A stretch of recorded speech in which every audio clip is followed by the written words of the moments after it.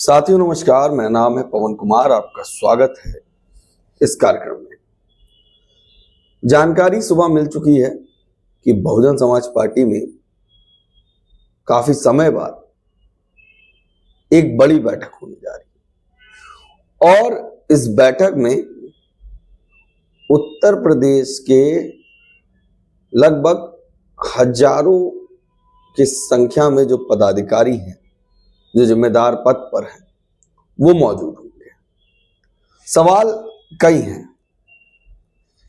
कि बहुजन समाज पार्टी जहां पर कई कार्यक्रम कर चुकी है, एक नहीं, दो नहीं, 3 कार्यक्रम बड़े हो चुके हैं, क्योंकि तीसरा कार्यक्रम अगर मंडल वाइज देखा जाए तो बड़ा था। और एक कार्यक्रम जो हुआ 2 जगहों पर, दलित प्रेरणा स्तर और दूसरा बाबा साहब भीमराव अंबेडकर स्मारक में, और एक रैली, हालांकि बसपा के पदाधिकारियों और बसपा की नेता मुखिया बसपा सुप्रीमो का कहना है कि हम रैली नहीं, हम श्रद्धांजलि अर्पित करने आए थे। और बसपा ने फिर से साबित किया और लगातार अपने आप को साबित कर रही है और उसका नतीजा भी तमाम बयानों में निकलते नजर आ रहे हैं। इस पर हम चर्चा करेंगे, मगर आपको बता दें बहुजन समाज पार्टी की यह बैठक अहम क्यों हो सकती है। गठबंधन के ऊपर भी बात हो सकती है, तमाम राजनीतिक फेरबदल की बात हो सकती है, नेताओं की एंट्री की भी बात हो सकती है, काफी कुछ देखा जा सकता है और आगे की क्या तैयारी उस पर भी बात हो सकती है। तो जो बातें निकल के सामने आ रही हैं, जिसे हम समझ पा रहे हैं, वो आपके बीच में रखने की कोशिश करेंगे। बसपा की ये बैठक में विधानसभा अध्यक्ष भी मौजूद होंगे। उनके साथ विधानसभाओं के प्रभारी जिन्हें बनाया गया है, वो प्रभारी भी इस बैठक में मौजूद होंगे। उसके बाद सबसे बड़ा बिंदु, ये इतनी जल्दी देखने को नहीं मिलता कि जिला संयोजक बामसेफ, जो बामसेफ के जिला संयोजक है, वो भी हर जिले से यहाँ के मौजूद होंगे। उसके साथ आपको याद होगा बसपा ने 2 भाईचारा कमेटी बनाई, पिछड़ा और मुस्लिम। तो भाईचारा पिछड़ा जिला संयोजक जो पद पर हैं, पिछड़े भाईचारे की जिला संयोजक, वो मौजूद होंगे और मंडल के मुस्लिम भाईचारा के संयोजक उसमें मौजूद होंगे। इतना ही नहीं, जिला अध्यक्ष भी इस बैठक में होंगे, जिला मंडल प्रभारी भी मौजूद होंगे, मंडल प्रभारी भी मौजूद होंगे और मुख्य मंडल प्रभारी भी मौजूद होंगे। खबर यहां पे खत्म नहीं, यहां से शुरू होती है। शुरू कैसे होती है इसको समझिएगा। 7 फरवरी की बैठक, लगभग 10 बजे के करीब ये बैठक शुरू हो जाएगी। 9:30 बजे पदाधिकारियों की एंट्री होना शुरू हो जाएगी और बसपा सुप्रीमो के आने से पहले सब वहां पर मौजूद होंगे। उत्तर प्रदेश की राजनीति में लगातार बसपा सुप्रीमो की नजर बनी हुई है, और बने भी क्यों नहीं, क्योंकि उत्तर प्रदेश की राजनीति ने 4 बार मुख्यमंत्री रही, पूरे देश की राजनीति में बसपा को राष्ट्रीय पार्टी की लड़ाई में लाकर खड़ा कर दिया और पूरा फोकस चुनाव को लेकर बना है। बसपा में कई नेता रहे, जो 12 के बाद तमाम नेता बड़ी संख्या में निकलना शुरू हुए। बसपा में जुगल किशोर, स्वामी प्रसाद मौर्य, बाबू सिंह कुशवाहा, नसीमुद्दीन सिद्दीकी, R.K. चौधरी, बड़े नेता जिनको बड़ी जिम्मेदारी थी, या कह सकते हैं एक तरह से पूरी छूट थी। वो नेता बहुजन समाज पार्टी वो छोड़कर दूसरे दलों में चले गए, कई सांसद बन गए, कई विधायक बन गए। ऐसे तमाम नेता हैं जो देखने को मिले। मगर बहुजन समाज पार्टी में बसपा सुप्रीमो इस पर नजर बनाए हुई थी और लगातार पार्टी की गति देने के लिए और ये साबित करने के लिए कि बसपा आज भी कांशीराम के उस मूल सिद्धांत, उनकी विचारधारा को आज भी जिंदा कर रखी। उन्होंने तमाम नेता नए तैयार कर दिए। एक बात कही जाती है, बसपा नेता बनाने की फैक्ट्री मशीन है जहां पे तमाम नेता तैयार हो सकते हैं। तो मौजूदा समय में बसपा में अगर आप देखेंगे, प्रदेश अध्यक्ष विश्वनाथ पाल जिस तरह से उत्तर प्रदेश की जिम्मेदारी संभाल रहे हैं, बसपा सुप्रीमो ने तमाम ऐसे मामलों पर विश्वनाथ पाल को भेजा। वहीं पर मुस्लिम नेताओं में भी तमाम नेताओं को नए मौका दिया जा रहा है। हाजी सरफराज राइन, जाफर मलिक जैसे तमाम नेता देखे जा रहे हैं। महिलाओं में भी दो नाम बड़े चर्चे में हैं। एक डॉक्टर इंदु चौधरी, जिनको लगातार सोशल मीडिया पे देखा जा रहा है, उनके कार्यक्रम देखे जा रहे हैं, ज्वाइनिंग करवा रही हैं, लगातार पार्टी की गति को बढ़ा रही है। चुनाव लड़ा मगर उसके बाद भी बसपा सुप्रीमो का विश्वास पर वो कायम रही और एक बड़ी जिम्मेदारी के साथ दिखी। सभी अंसारी लगातार बसपा में काम कर रही हैं, मुस्लिम भाईचारा कमेटी को भी देख रही हैं। वहीं पर अगर देखा जाए तो यूथ अट्रैक्शन के लिए कहीं ना कहीं जो वोट बैंक नया तैयार हुआ, जिन्होंने 12 के बाद बसपा का शासनकाल नहीं देखा, बसपा के कार्य को नहीं समझा, न जान पाए, उनके लिए आकाश आनंद को तैयार किया। आकाश आनंद हरियाणा, झारखंड की एक रैली हुई थी तो झारखंड में भी देखे गए थे। दिल्ली के चुनाव में लगाया गया, उसके बाद बिहार के चुनाव में बड़ी तेजी से काम किया। और जिस तरह से बसपा में युवाओं के बीच में चर्चे में आकाश आनंद आए, तो यूथ अट्रैक्शन में आकाश आनंद को देखा गया।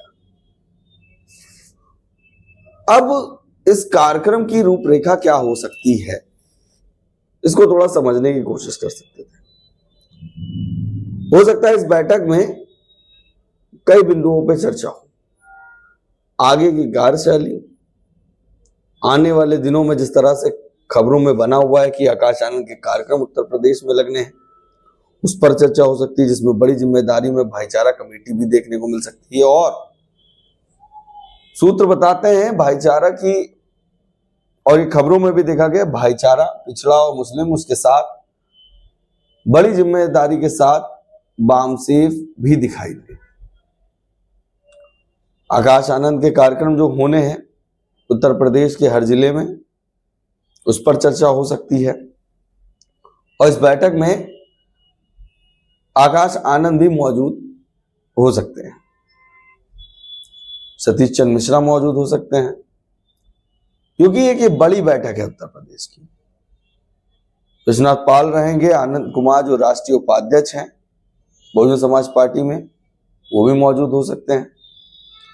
और आपको बता दें, इस बैठक में इस पर भी चर्चा हो सकती है कि आगे की राजनीति में गठबंधन करना है कि नहीं करना है। गठबंधन की भी चर्चा निकल के सामने आ सकती है। प्रेस कॉन्फ्रेंस में जो बात हुई, उसके बाद लगातार जो मुलाकातें हुई, उसमें कई बिंदु निकल के सामने आए। और पार्टी की कमेटी में जिस तरह से निष्कासित पदाधिकारियों का दखल, उन पर भी एक्शन हो सकता है। जिम्मेदारी लगातार बदलती नजर आ रही है। लगातार बसपा के पदाधिकारियों की जिम्मेदारी बदली भी जा रही है। जो जितना बेहतर कर सकता है वो एक प्रयास लगा हुआ है। और सूत्र बताते हैं इतना ही नहीं, राष्ट्रीय अध्यक्ष के ओएसडी रहे राष्ट्रीय महासचिव मेवालाल गौतम और ओएसडी एक और रहे जिनका नाम है राम अवतार मित्तल। पिछड़ा भाईचारा और मुस्लिम भाईचारा की जब बैठक होती थी तो लगातार इन बैठकों में विश्वनाथ पाल और ये दोनों पदाधिकारी राम अवतार मित्तल और मेवालाल गौतम इसका समीक्षा करते थे। इतना ही नहीं, लगातार हर जिले पे हर जिला अध्यक्ष से स्वयं राष्ट्रीय महासचिव स्वयं निरीक्षण कर रहे हैं, बात कर रहे हैं कितनी तैयारी हो गई, कितने बूथ कंप्लीट हो गए, कितने समीक्षा हो चुकी है। और एक लंबे समय से बूथ कंप्लीट करने की जो जिम्मेदारी बसपा सुप्रीमो ने पार्टी के पदाधिकारियों को दे रखी थी, जो काम हुआ है उसकी रिपोर्ट लेकर बसपा सुप्रीमो बात कर सकती है। क्या बूथ कंप्लीट हुए हैं? और इस आने वाले दिनों में जो आकाश आनंद के कार्यक्रम होने हैं जिसकी चर्चा तमाम चैनलों पर है, तो आकाश आनंद के कार्यक्रम, उसके बाद जनसभाएं, फिर लोगों से मुलाकात, पार्टी पदाधिकारियों से मुलाकात करना, जिस जिले जाएंगे वहां जनसभा होगी, रोड मैप पूरा तैयार हो रहा है। उस रोड मैप की दिशा क्या होगी, कैसे कार्यक्रम किए जाएंगे, इस पर भी बात हो सकती है। और समीक्षा भी स्वयं जो जिम्मेदार होंगे पदाधिकारी, जिस तरीके से टाइम टेबल बनाया जाएगा आकाश आनंद के कार्यक्रम के, वो भी देखा जा सकता है कि बूथ कितने कंप्लीट है, कितने एक्टिव पदाधिकारी लगाए गए हैं। हर पहलू पर नजर होगी। और गठबंधन को लेकर जिस तरह से चर्चाएं चल रही, बसपा सुप्रीमो ने प्रेस कॉन्फ्रेंस में इस बात को कहा कि गठबंधन तब किया जाता है कि वोट ट्रांसफर दोनों साइड से हो, और अगर ऐसा होगा तो गठबंधन किया जाएगा। और लगातार चर्चा चल रही है पदाधिकारियों का, वैसे कई लोग मिलने भी गए, उनका मानना और कहना है कि गठबंधन होना चाहिए। तो इस पर क्या राय है ये भी बसपा सुप्रीमो दे सकती है। पुराने पदाधिकारी मैंने जैसे नाम लिए, ये सभी नेता बहुजन समाज पार्टी में तो लगे, सरकार भी देखा, विभाग भी देखे, तमाम मंत्रिमंडल इनको दिए गए, मगर जब बसपा छोड़ कर गए तो जिस आजादी के साथ तमाम नेता बोलते नजर आते थे, सुर्खियों में देखे जाते थे, समाज की बात रखते थे, वो कहीं ना कहीं वो भागीदारी नहीं मिल रही। अगर वो बसपा आना चाहें तो वो पिछड़े समाज के हों, फिर चाहे मुस्लिम समाज के हों या अन्य जो जनरल कैटेगरी के हों, या एससी नेता जिन्होंने बसपा ने मौका दिया, उन्हें नेता बनाया, उनकी वापसी को लेकर भी चर्चा इस पर हो सकती है।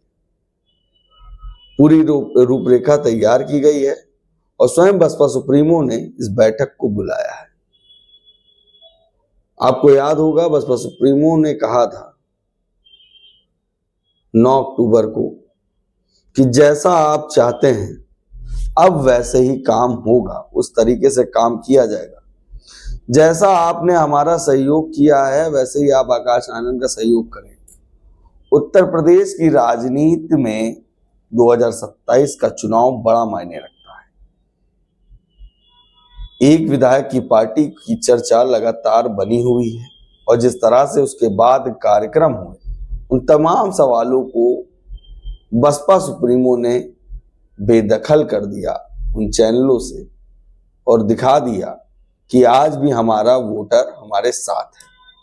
मगर आने वाले दिनों में जो एक्टिविटी होनी है, आगे की कार्यशैली, उस पर पूरा डिस्कशन होगा। विधानसभा कमेटी को बुलाना, विधानसभा प्रभारी को बुलाना, बामसेफ को बुलाना कोई आम बात नहीं है। कई बिंदु हो सकते हैं जो इसमें देखे जा सकते हैं, मगर फिलहाल ये बैठक भाईचारा कमेटी का भी होना, बड़ी कमेटी जो मंडल प्रभारी और मुख्य मंडल प्रभारी, जिला मंडल प्रभारी हैं, उनका मौजूद होना, वहीं पर तमाम पार्टी के ऐसे नेता जो प्रभारी हैं उनको भी बुलाना, इसको नजरअंदाज नहीं किया जा सकता। 7 फरवरी तय करेगा कि आगे की तैयारी क्या है बसपा की, और कहीं ना कहीं लगातार विपक्ष बसपा पर नजर बनाए हुए कि बसपा कर क्या रही है, और ये चिंता का विषय है। आने वाले समय में किस तरीके से बसपा की राजनीति होगी, इसकी खबर हम आपको देंगे, मगर फिलहाल ये खबर है जो चौंका दे रही है कि इतनी बड़ी संख्या में कमेटी को बुलाना, और स्वयं बसपा सुप्रीमो अगर इनसे बात करेंगी, समीक्षा करेंगी, तो आगे की रूपरेखा पे बड़ी चर्चा हो सकती है। जैसा भी होगा हम आपको दिखाएंगे, आपको बताएंगे। बने रहिए हमारे चैनल के साथ। तब तक के लिए धन्यवाद।